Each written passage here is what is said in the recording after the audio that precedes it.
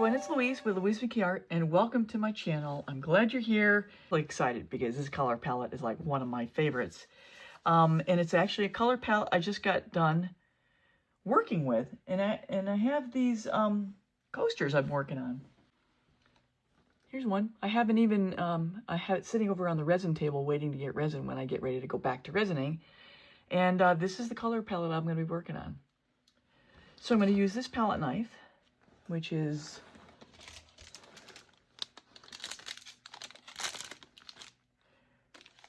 I don't have a size on it. Anyway, so I'm going to be using this palette knife to swipe my and I'm going to use my American Floetrol cell activator, which is about 2 weeks old here. And yeah, let's get started. So I've got my pillow. I'm almost out of this, so I'm going to be going into a new batch soon.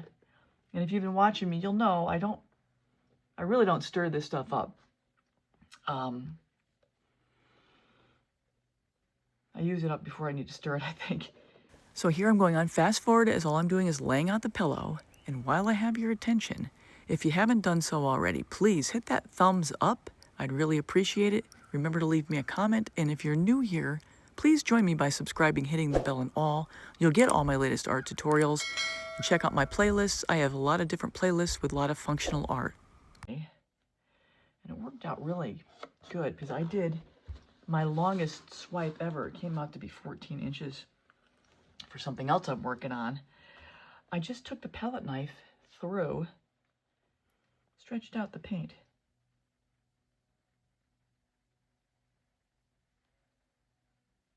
Just to give it a little head start.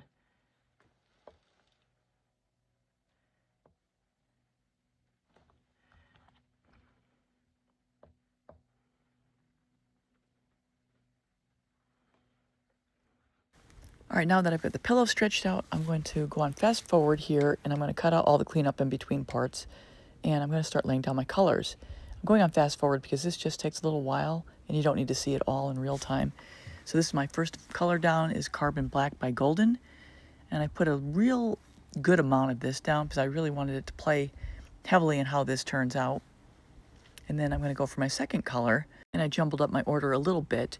I ended up going with my Artist Loft Gray combined with my Titanium White High Flow from Glidden. And this color here is my Glidden's Iridescent Silver. A lot of golden in this one. And this is my Iridescent Pearl by Glidden. And this is the same color palette I used in my West Point coasters, video 565, if you want to check it out. And this last color here is my gold combination, which is my Glidden's Iridescent Gold combined with 24 karat gold Extreme Sheen by DecoArt. And I'm going to top it all off with a little bit more iridescent pearl just to give it a little bit of shimmer across all colors as I swipe this out. Cell activator. White American Floetrol with my Amsterdam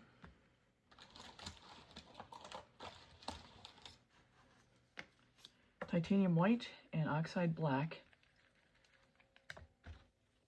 I'm going to start with the white first. Always mix it up. Put some white down, spread it out. And while I have a free moment here, I want to just direct your attention to my description, where you'll find links to some of the products I use and links to some of my more helpful type tutorials. Hopefully I don't have too much. You can put down too much cell activator. And then you just have white or whatever your cell activator is. And I don't want that. You can already start to see the cells kind of forming here as they stretch in the paint. All right, black. Got to do it where you guys can see. I'm not going to put a lot down, just a couple wisps of it.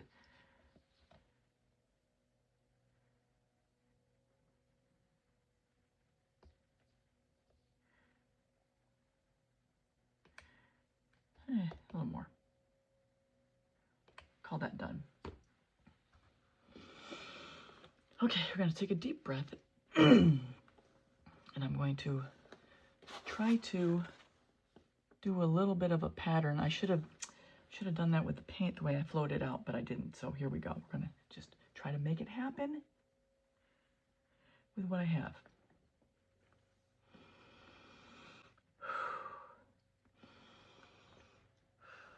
So as I push the palette knife through, you'll notice that the leading edge is angled up at about 10 degrees above the paint as I swipe this through in a very steady motion. Look at my paper towel. Okay.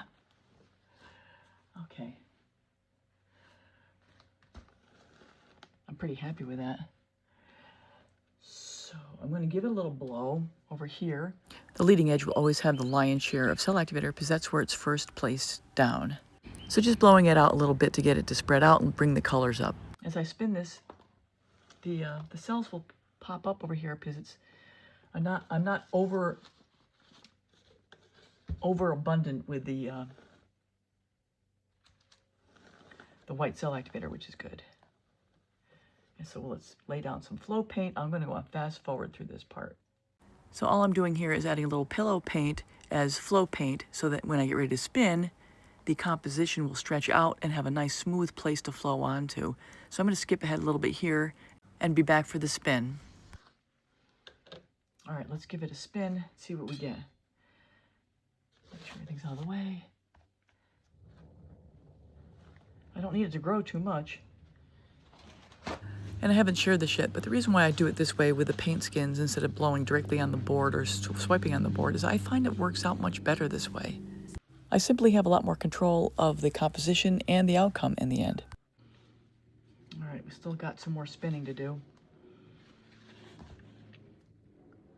So as we continue to go, I'm going to cut out some of the spinning because at this point the composition is set. Now it's just a matter of getting it stretched out to the right size. Look at this paper. It's so amazing.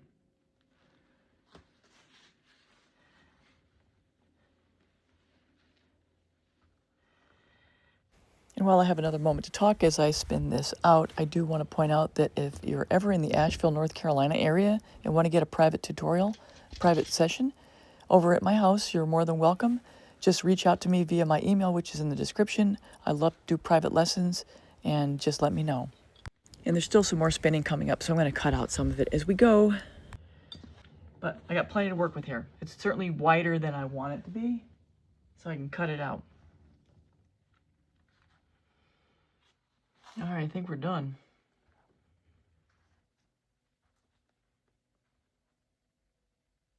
Here we go, everybody. Here we go. This is where we are. And this is the bigger of the two. I will be back for the final reveal once it's all complete. And if you're interested, I do have my 5-part charcuterie board and wood board tutorial series where the first part is always the paint pour. The second part is the removal of the paint skin, prepping it for the board. Third part is adhering the skin to the board. Part 4 is a private tutorial, but I have a placeholder on the playlist that explains what's all in that tutorial, which is 37 minutes, and it gives you all the tips and tricks on prepping the board for resining, prepping your resin area, the actual resin, and the finishing off the board. And then part 5 is completing the board totally from finishing the top, putting on the handles and the back.